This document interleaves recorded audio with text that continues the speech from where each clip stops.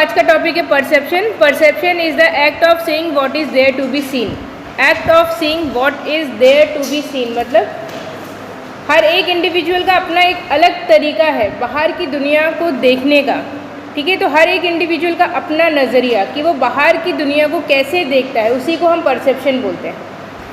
According to Robbins, a process by which individuals organize and interpret their sensory impression in order to give meaning to their environment. Sensory impression, जब भी हम बात करते हैं external environment को समझने की, तो हम कैसे समझते हैं? अपने सेंस ऑर्गन से, जिसको हम बोलते हैं sensory impression.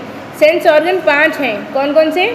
I, nose, tongue, ears and skin, है ना। और हम इन्हीं से हम बाहर की दुनिया को समझ सकते हैं, और कोई ज़रिया नहीं है जिससे हम बाहर की दुनिया को समझ पाएँ, ठीक है। फॉर एग्जांपल आइज़ नहीं है, देख नहीं सकते क्या चीज़ें हो रही हैं, ठीक है। सुन नहीं सकते तो हम समझ नहीं पाएंगे कि सामने वाला क्या बोल रहा है। तो इसी तरह हम बाहर की दुनिया को समझने के लिए अपनी 5 सेंसरी ऑर्गन्स का यूज़ करते हैं और एक मीनिंग हम देते हैं सिचुएशन को। जैसे हर एक इंडिविजुअल सेम सिचुएशन को अलग अलग तरीके से परसीव करता है। क्यों? क्योंकि उसने अपने अकॉर्डिंग उस सिचुएशन को एक मीनिंग दी है ना। Concept of perception. Perception is the process through which an individual organise and interpret his sensory impression to give meaning to its environment. तो एक प्रोसेस है जिसके थ्रू हर एक इंडिविजुअल क्या करते हैं? अपने सेंसरी ऑर्गन्स को ऑर्गेनाइज करता है और इंटरप्रेट करता है बाहर के सिचुएशन को या बाहर के एनवायरनमेंट को, ठीक। बेसिक फीचर्स क्या है परसेप्शन के? Perception is an intellectual process. Intellectual process मतलब हर एक इंडिविजुअल का अपना इंटेलेक्चुअल प्रोसेस है।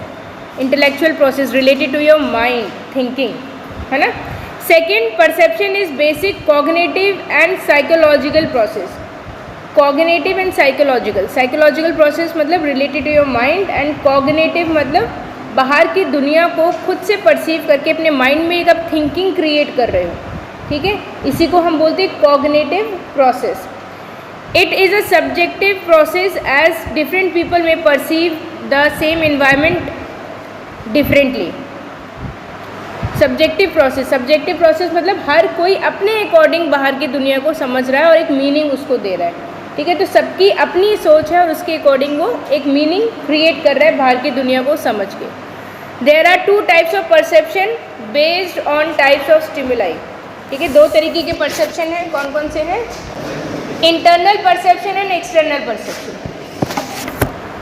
इंटरनल परसेप्शन मतलब एक इंडिविजुअल के बॉडी के अंदर क्या हो रहा है वो इंडिविजुअली जान सकता है। जैसे उसे भूख लगी है, ठीक है, हंग्री है, ठीक है, या फिर वो टायर्ड है, कोई दूसरा थोड़ी ना बताएगा कि तुम थके हुए हो आराम कर लो।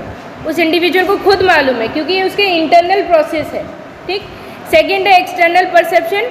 इसमें हम यूज़ करते हैं अपने 5 सेंसरी ऑर्गन्स और हम बाहर के एनवायरनमेंट को समझते हैं और एक मीनिंग प्रोवाइड करते हैं, ठीक। तो परसेप्शन में दोनों चीज़ें इन्वॉल्व होती हैं, हमारा internal perception as well as external perception.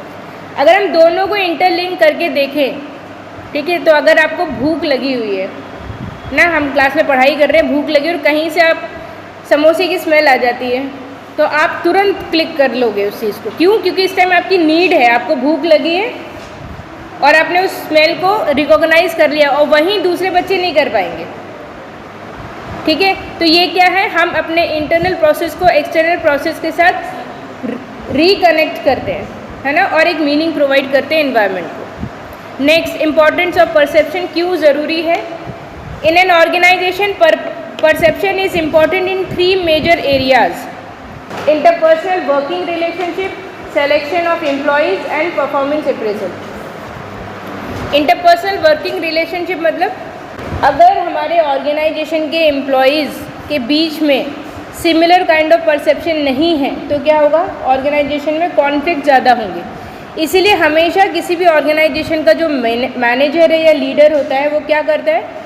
वो एफर्ट्स करता है कि हमारे ऑर्गेनाइजेशन या हमारे ग्रुप के जो एम्प्लॉयज़ हैं उनका परसेप्शन हम एक जैसा बनाएं। फॉर एग्ज़ाम्पल किसी का परसेप्शन है कि हम ऑर्गेनाइजेशन में केवल पैसा कमाने के लिए आ रहे हैं, है ना, तो वो किस पे फोकस करेगा?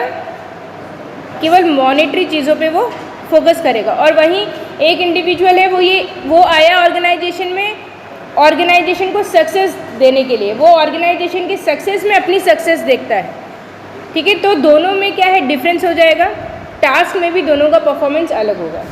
ठीक, इंटरनल वर्किंग रिलेशनशिप में देखते हैं क्या है, managers in the organisation need to know whether or not members share similar or at least compatible perception. If they do not, the problem of organization are greater and will require effort to make perception more compatible, because misconception usually lead to strained relation and may even result in open conflict.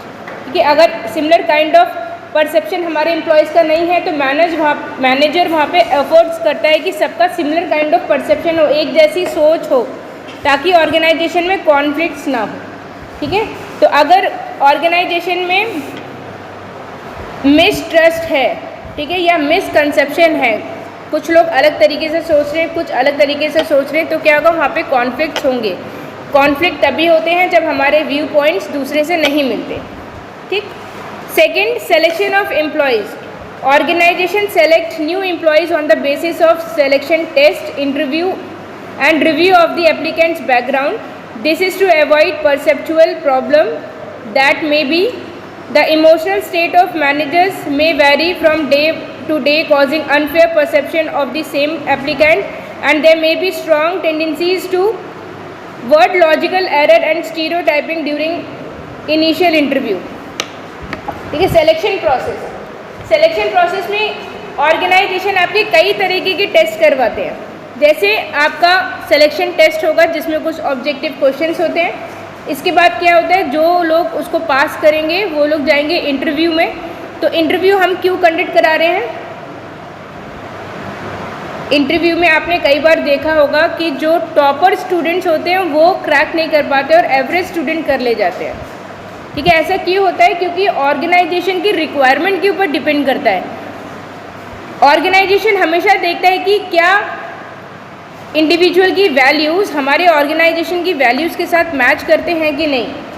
ठीक है, हमारा organisation ethical या फिर social responsibilities को ज़्यादा preference देता है और जो कैंडिडेट है वो बहुत ज़्यादा कॉम्पिटिटिव है, तो हम उसको नहीं लेंगे क्योंकि वो आके हमारे ऑर्गेनाइजेशन का माहौल ख़राब कर देगा, या क्योंकि उसका परसेप्शन हमारे ऑर्गेनाइजेशन से मैच नहीं करता है, तो हम क्या करेंगे, ऐसे एम्प्लॉयज़ को नहीं लेंगे। और वहीं जिनकी वैल्यूज़ हमारे ऑर्गेनाइजेशन से मैच करती है उनको हम रिक्रूट कर लेते हैं।